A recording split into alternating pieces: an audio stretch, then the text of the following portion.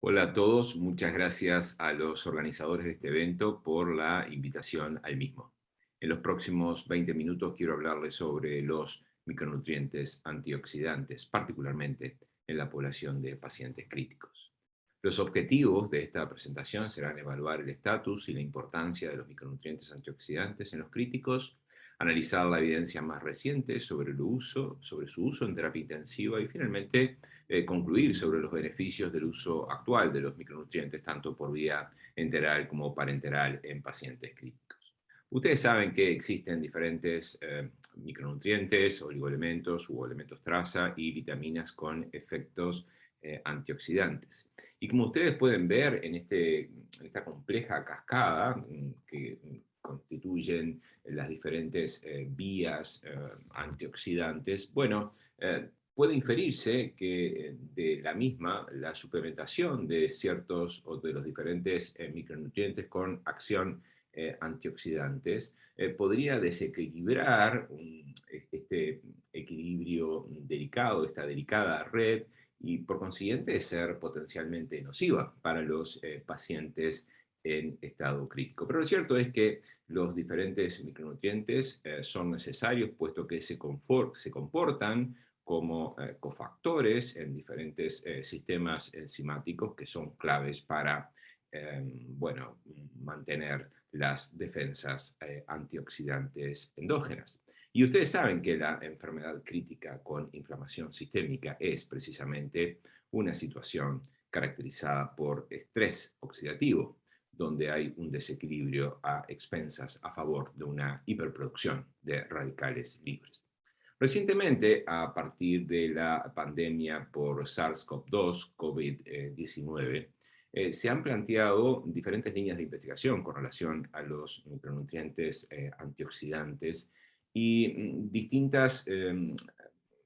cócteles o distintas asociaciones de antioxidantes, así como también monoterapias antioxidantes han sido utilizadas. Y eso es así porque los micronutrientes no solamente cumplen un rol antioxidante de protección del estrés oxidativo, sino que también tienen acciones antiinflamatorias, inmunomoduladoras, de protección de la función endotelial, claramente esto demostrado para la vitamina C, para el ascorbato, y así como también particularmente vitamina D y selenio tienen una acción reconocida, un efecto antiviral que inhibe la replicación viral, por lo cual se han estudiado los mismos en el COVID-19. ¿Cuál es el estatus de los micronutrientes en los pacientes críticos en general, más allá del escenario del COVID-19? Bueno, la enfermedad crítica caracterizada por hipermetabolismo, hipercatabolismo, se caracteriza a nivel de los micronutrientes por ser un estado en el cual los mismos están disminuidos en sangre, lo cual no siempre significa que existe una verdadera depresión de los micronutrientes endógenos, sino que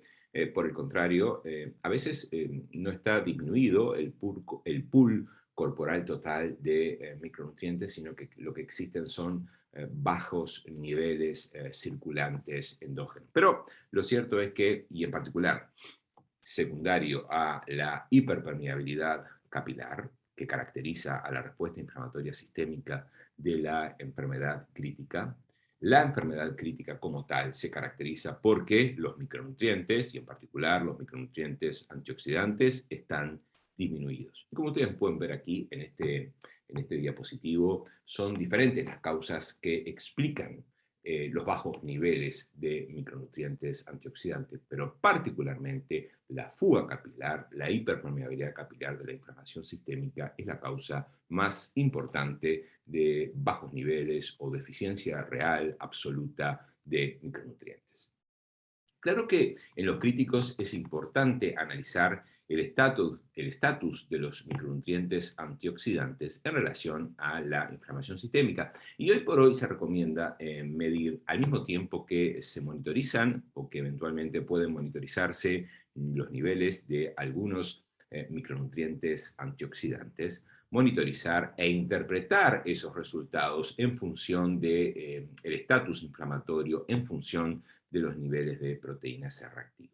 Y acá esto es algo bien interesante porque vean ustedes que en la medida en que se incrementan los niveles de proteína C reactiva, por ejemplo, para valores por encima de los 40 a 80 miligramos por litro de proteína C reactiva, los niveles de selenio plasmático son significativamente más bajos y lo mismo es posible observar para lo que son los niveles de vitamina D. Y estos resultados también se replican para otros micronutrientes antioxidantes. Estos son datos que nosotros presentamos hace ya unos cuantos años atrás cuando estudiamos los niveles de selenio en la enfermedad crítica, en la inflamación sistémica y particularmente en la sepsis y en el shock séptico, donde vimos que tanto más graves eran los pacientes, tanto mayor era el estatus inflamatorio de esos pacientes, los niveles de selenio sérico, así como también de la actividad glutatión peroxidasa, una selenoenzima bien reconocida, eran significativamente más bajos. Y vean ustedes que esto es otro análisis presentado ya hace unos cuantos años, cómo es posible observar que en aquellos pacientes que no sobrevivirán a la enfermedad crítica, al momento que son admitidos en la terapia intensiva, los niveles plasmáticos de algunos micronutrientes, y en este caso particularmente para selenio, son significativamente más bajos, por lo cual se comporta como un marcador de pronóstico en la enfermedad crítica.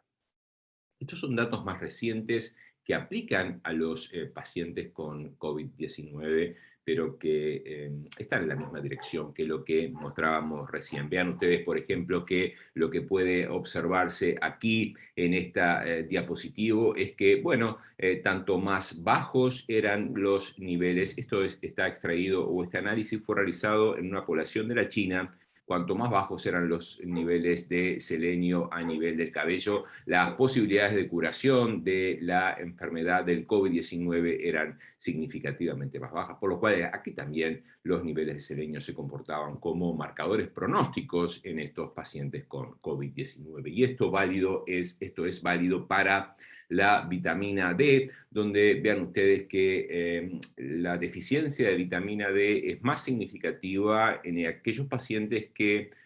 van a tener una menor sobrevida a los 60 días. Estos son pacientes con COVID-19. Y ven ustedes también que el mayor número de casos acumulados de pacientes que requieren ventilación mecánica invasiva y también aquellos que tendrán una mayor mortalidad es significativamente mayor en aquellos pacientes con una deficiencia absoluta de vitamina D definida por un nivel sérico inferior a los 12 nanogramos por mililitro. Entonces está claro que la enfermedad crítica es un estatus o es un estado de bajos niveles de deficiencia de los micronutrientes antioxidantes. ¿Cómo reponerlos en la enfermedad crítica? Bueno, existen diferentes estrategias de reposición de los micronutrientes antioxidantes. Nosotros podemos partir de un estado de deficiencia. Entonces, para llegar a un estatus normal, fisiológico, habrá que represionar ese estado de deficiencia.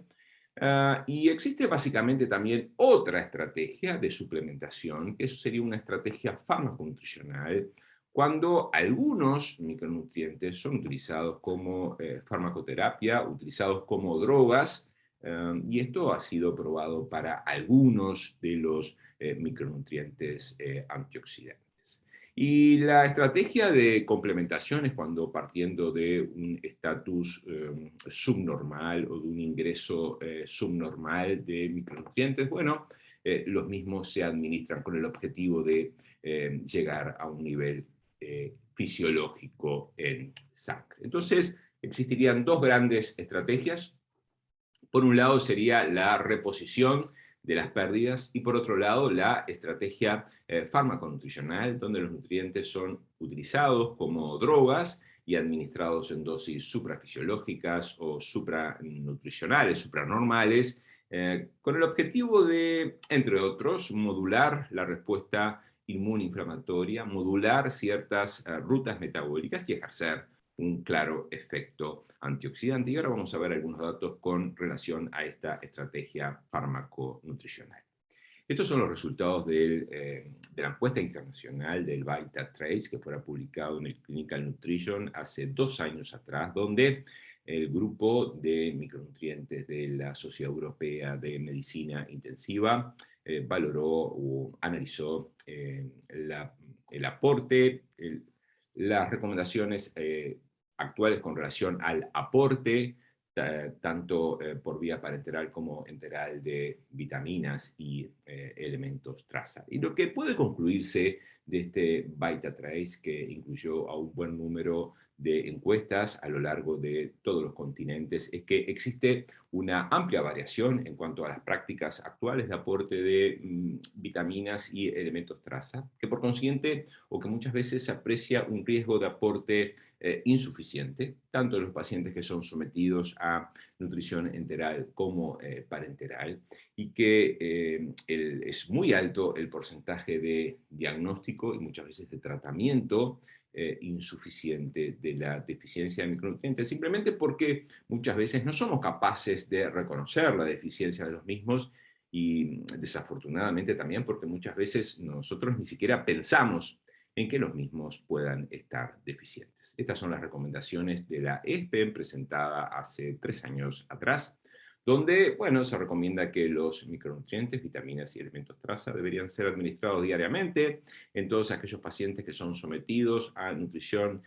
parenteral. Y estas son las guías sobre aporte de micronutrientes, donde esto es algo bien interesante y les traje esta recomendación. Esto todavía no ha sido publicado, pero pronto lo verán en el Clinical Nutrition, donde se aconseja que los niveles de proteína C reactiva deben ser determinados, deben ser monitorizados en estos pacientes, en los pacientes críticos, al mismo momento que se monitoriza o que se hace un análisis de los micronutrientes con el objetivo de tener una adecuada evaluación de los mismos, puesto que, como les decía anteriormente, es importante cada vez que analizamos niveles en sangre o en plasma de estos micronutrientes, valorar cuál es el estatus antiinflamatorio para una correcta interpretación de los resultados.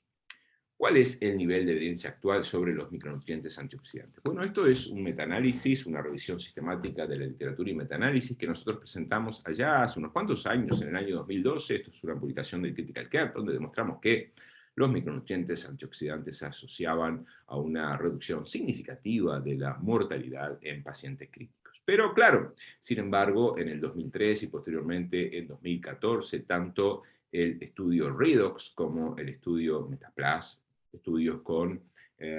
algunas debilidades metodológicas o con un esquema de suplementación de los micronutrientes antioxidantes bastante particular, controversial, incluso hasta que puede ser criticable, pero claramente estos 2 ensayos clínicos fueron negativos para el uso de los micronutrientes antioxidantes, por lo cual el uso de cócteles antioxidantes a partir de los resultados del Redox o del Metaplas fueron desaconsejados. Monoterapia o biterapia parenteral para los pacientes críticos. Bueno, por ejemplo, yo quisiera compartir con ustedes datos sobre selenio. Desde los años 90, les diría que hasta la publicación del Redox allá por 2013 y posteriormente de la publicación del CISPCT en 2017, bueno, una serie de ensayos clínicos fueron francamente positivos para el uso de selenio como estrategia farmaconutricional antioxidante, particularmente mostrando datos positivos en cuanto a reducción en la incidencia de complicaciones infecciosas y algún estudio con datos marginales mostrando el estudio de Armstrong del año 2007 mostrando resultados positivos en cuanto en el grupo por protocolo de reducción de la mortalidad. Pero, sin embargo, como les decía, en el año 2016 el estudio CISPCT fue un estudio que enroló a 1.200 pacientes con sepsis, con shock séptico, donde la monoterapia con selenito de sodio, dosis carga y perfusión hasta 21 días fue claramente negativa, puesto que se asoció a un incremento significativo de la mortalidad en aquellos pacientes que recibieron selenito de sodio. Claro que con un esquema de suplementación bastante particular. Esto tiene un diseño factorial de tipo 2x2, donde un brazo recibía selenio y el otro brazo no, pero además esto era a partir de una randomización monitorizando la terapéutica antimicrobiana con procalcitonina y sin procalcitonina. Lo cierto es que aquellos pacientes que recibieron selenio y cuya terapia antimicrobiana no fue guiada por procalcitonina exhibieron una mortalidad que fue significativamente mayor. O sea que a partir de los resultados del CPCT,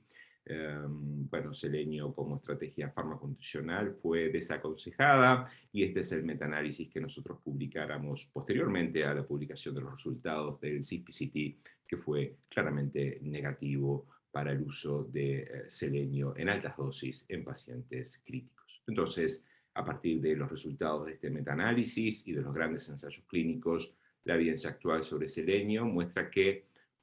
el mismo debe ser administrado tanto por vía enteral como por vía parenteral en todos los pacientes que requieren estas vías de nutrición en dosis estándares, en dosis de represión, pero no como estrategia farmaconutricional. Con relación a otra estrategia antioxidante como es el uso de vitamina C en pacientes críticos, en el año 2019 en JPER nosotros publicamos una revisión sistemática y metaanálisis que concluyó que, de acuerdo con la evidencia existente hasta ese momento, la vitamina C no debería ser administrada en altas dosis y por vía parenteral en pacientes críticamente enfermos. A lo largo de los últimos 2-3 años han aparecido ciertos ensayos clínicos evaluando esta estrategia antioxidante como monoterapia o junto a tiamina particularmente y también hidrocortisona, donde, diferentes resultados pueden ser apreciados. Este es, por ejemplo, el estudio Fowler publicado en el JAMA 2019, donde en 167 pacientes con sepsis y distrés se administra una dosis alta de vitamina C, 50 miligramos kilo por 4 días versus placebo. Y a la hora de analizar la evolución de la disfunción orgánica, evaluada a través del score SOFA, se ve que no existen diferencias entre los dos grupos, y este fue el outcome primario de este estudio, o sea que este fue un estudio negativo para el uso de vitamina C. Hay ciertos escenarios clínicos donde la vitamina C ha sido estudiada,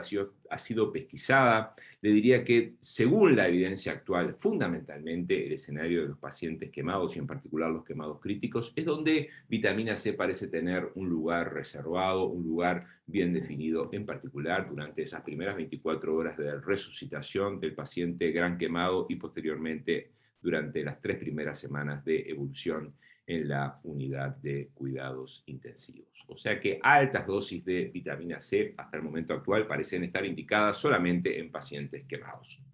Como yo les decía, también vitamina C ha sido estudiada junto a tiamina y a los corticosteroides. Este es el clásico estudio de Paul Merrick, publicado en el CHEST en el año 2017, donde en un estudio de tipo before-after se evalúa vitamina C, tiamina e hidrocortisona. Es bien interesante ver que en este estudio aquellos pacientes que recibieron la terapia HAT o el cóctel Merrick, mostraron menor dependencia de vasopresores, un menor uso de noradrenalina, y también la mortalidad fue significativamente menor, más baja, en aquellos pacientes que recibieron esta terapia HAT. De mismo modo, puede verse que la evolución de la disfunción orgánica, evaluada a través del score SOFA, que estos pacientes que recibieron la terapia HAT mostraron menor disfunción orgánica, o sea, una mejor evolución, así como también los niveles de procalcitonina al día 4 fueron significativamente más bajos. Pero posteriormente se conocieron otros resultados de ensayos clínicos evaluando la terapia HAT. Por ejemplo, este es el estudio Moskowitz, publicado en el JAMA en 2020, donde a partir de 205 pacientes críticos se prueba versus placebo una dosis de 1,5 gramos de ascorbato, hidrocortisona, 50 miligramos y 100 miligramos de tamina, administrado 4 veces al día durante un periodo de 4 días, y el outcome primario de este estudio fue valorar el cambio que existe en el score SOFA en las primeras 72 horas post-enrolamiento. Y a la hora de analizar los resultados, lo que puede verse es que no existen cambios en la evolución de la disfunción orgánica y tampoco hay cambios significativos en la sobrevida, por lo cual este es otro estudio negativo, o es un estudio claramente negativo con relación a la terapia HAT. Este es el estudio Vitamins, publicado por Fuji en el JAMA en el mismo año. Es un estudio que, como ustedes pueden ver, enroló también 216 pacientes, a los cuales administró vitamina C, tiamina e hidrocortisona versus placebo, hasta la resolución del shock o una infusión máxima de 10 días. Y el outcome primario de este estudio fue valorar la sobrevida y el tiempo libre del uso de vasopresores hasta el día 7. Y como ustedes pueden apreciar en este gráfico, no hubo diferencias con relación al outcome primario entre los dos grupos de pacientes analizados, o sea que el Vitamins también es un ensayo clínico negativo. También más recientemente, publicado también en el JAMA en el 2021, el estudio VICTAS, el VICTAS Trial, es también un ensayo clínico multicéntrico que evaluó esta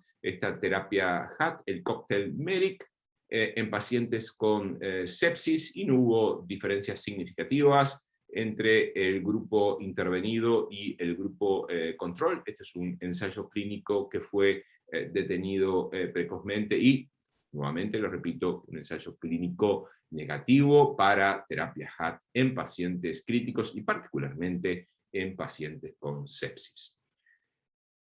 Publicado en el Critical Care Medicine en el año 2021, se conocieron los resultados de un interesante metaanálisis probando o evaluando la terapia HAT en pacientes críticos, y el único resultado negativo fue, bueno, que el uso de esta estrategia parece reducir la duración de los requerimientos de vasopresores en el grupo de pacientes intervenidos. Y particularmente estamos hablando de pacientes con sepsis y con shock séptico. Entonces, frente a la pregunta si estrategia de represión o reposición de pérdidas o farmaconutrición, farmacoterapia, particularmente por vía parenteral y en altas dosis, testando estas drogas, estos micronutrientes como drogas, bueno, parecería que la farmaconutrición hoy por hoy está muy cuestionada y ya la misma ha sido dejada de lado en los pacientes críticos, particularmente la monoterapia parenteral con algunos de los micronutrientes antioxidantes, y también, por ejemplo, como veíamos, la terapia HAT. Por lo menos hasta el momento actual no hay datos concluyentes, positivos, favorables para que permitan recomendar el uso de esta estrategia. Y lo cierto es que parece claro que el aporte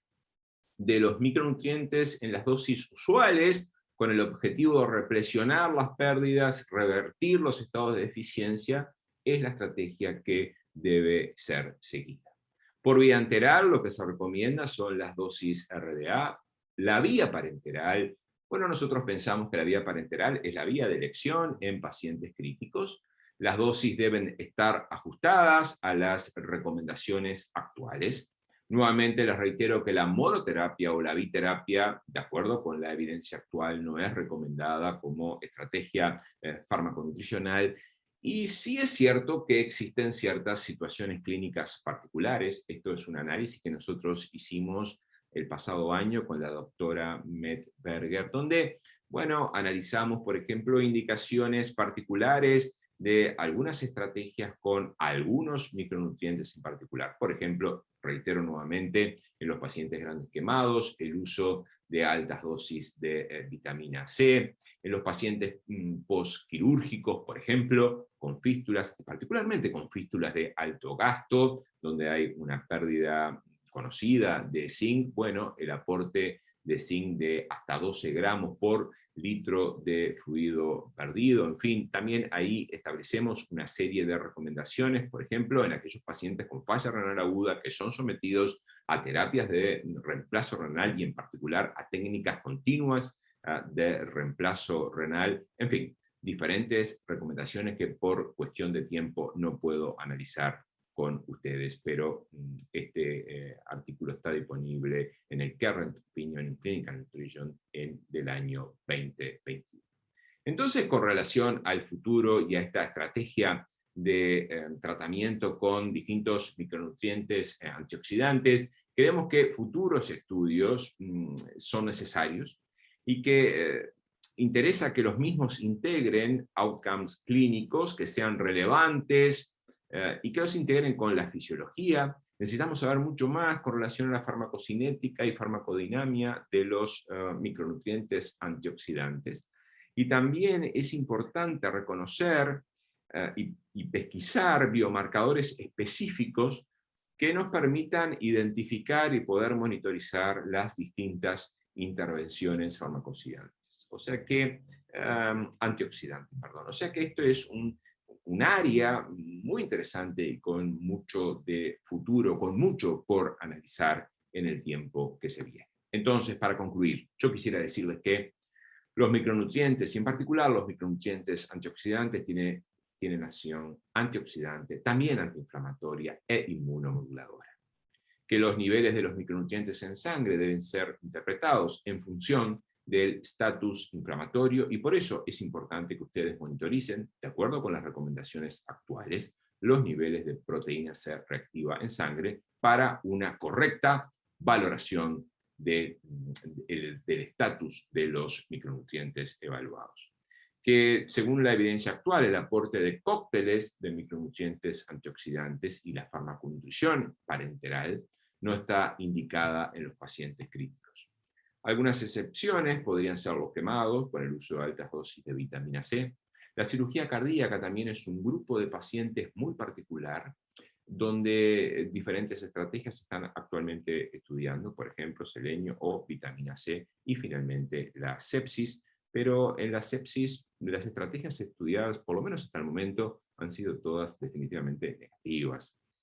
Esto era todo lo que yo quería compartir con ustedes. Muchas gracias. Podríamos hablar mucho más sobre micronutrientes antioxidantes en pacientes críticos, pero por razones de tiempo, esto ha sido todo. Muchas gracias. Les mando a todos un fuerte abrazo.